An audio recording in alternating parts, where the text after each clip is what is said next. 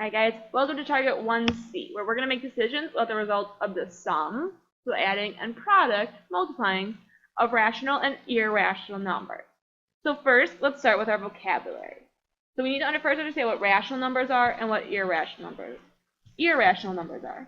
Rational numbers can be written as a fraction.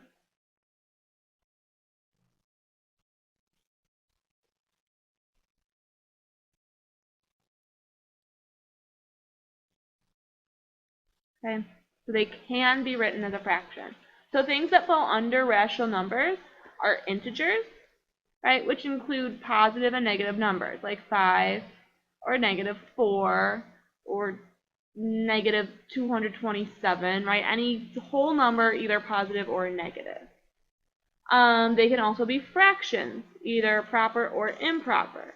So like 1/2, 12/5, right? All of those, and they could be negative too. So like negative 32 thirds, I don't know, right? All of those are also fractions. Or sorry, all those are also rational numbers. Terminating decimals, such as 0.32, right? 0.5. Terminating just means they end. So if they end and don't go on forever, then they're a rational number. If they do go on forever but they repeat, then they also are rational, because like 1/3 can be written as 0.3333, and it goes on forever. When something repeats, we put a little bar over it, right? That little bar tells us that 3 goes on forever. Then we have irrational numbers, and irrational numbers are not rational, so can't be written as a fraction.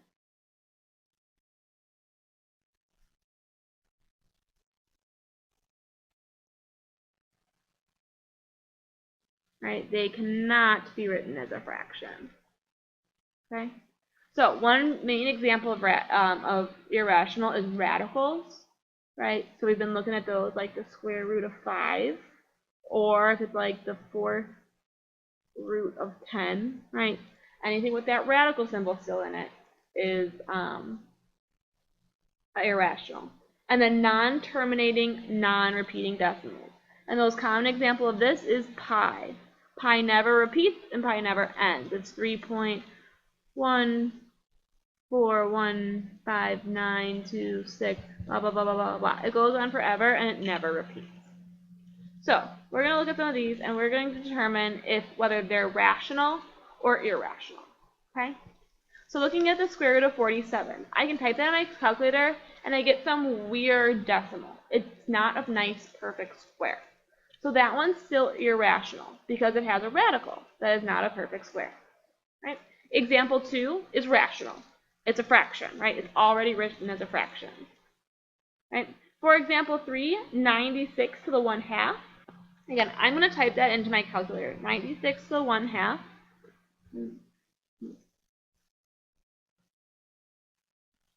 So 1/2. Right, and I get this weird decimal. Right, if you look, this isn't repeating, and it goes on forever. Because if I switch this to radical form,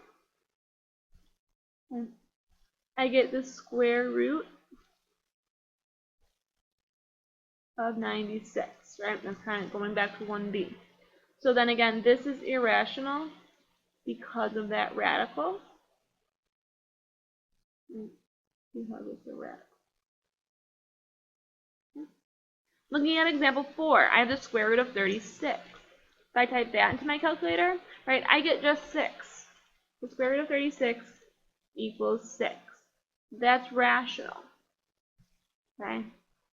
6 is just an integer. Right, going back up to our different types of rational numbers. -8, that's rational. Again, -8 is just an integer.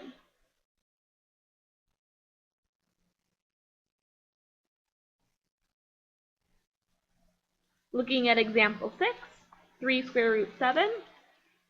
Right, again, that's something I would type in my calculator, 3 square root 7.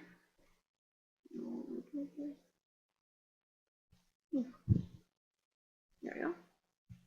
Right, and I get that weird decimal. So if it has a square root and it doesn't give you an integer, then I can't simplify it. So this one's irrational because I can't simplify it, and it has a radical. Alright, go ahead and pause the video and try that on your own problems, and then start the video back up.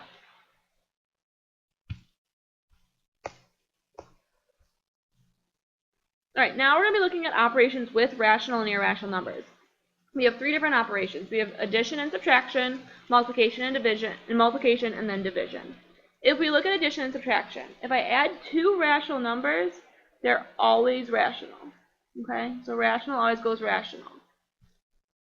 If I even have one irrational number, right, it's going to be irrational. And if I have two irrational numbers, it's always irrational. The only exception is if you get 0. Sometimes you'll get 0 there. So let's look at some examples. Example 7 says 3 square root 6 plus 4 square root 6, right? If two numbers have the same base, we simply add the coefficients, right? So for the first one, 3 square root 6 and 4 square root 6, 3 and 4 are my coefficients, and square root of 6 is my base. So I get 3 plus 4, right? I add those, square root 6, and that 6 stays the same. So I get 7 square root 6. And that's irrational because there's that square root in it. Right? Looking at example 8, I have 2 square root 17 and negative 2 square root 17. So since those bases are the same, I do 2 plus negative 2 square root 17, which is 0 square root 17, which is really just 0.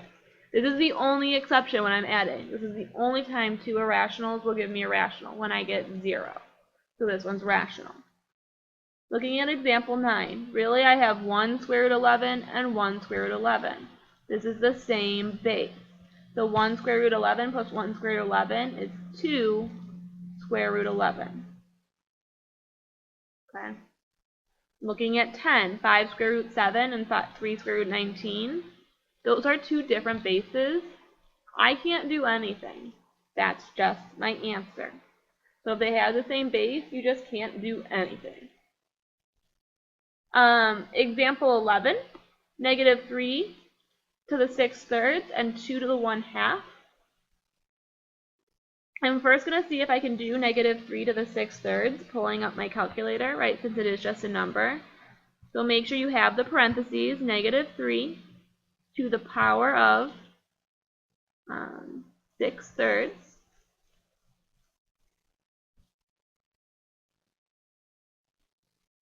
And I get 9.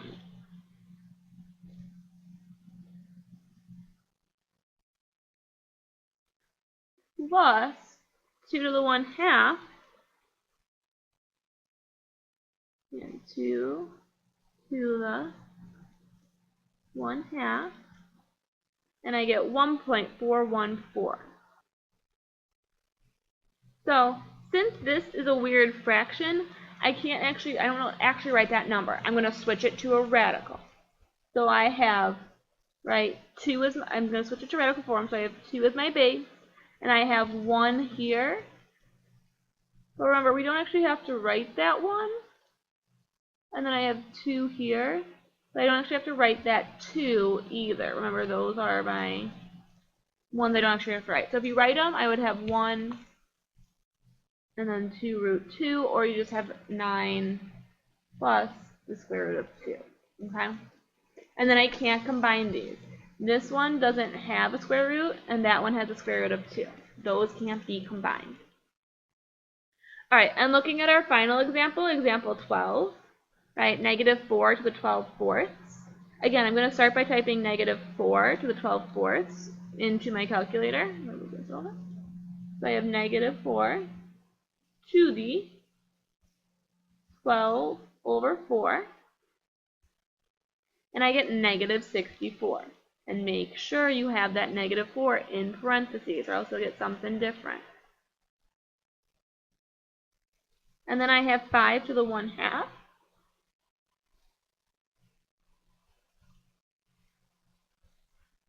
Right, and I have 2.23607. So again, that's a whole weird decimal. So if you have a weird decimal, right, I just have to switch this to radical form. So I have, right, 5 is my base. And then it's just like this one. I can write that 1 and that 2, right? But I don't have to. So that'd be negative 64 plus the square root of 5. Alright, go ahead and finish up the try these problems on your own, and we'll talk about them in class tomorrow.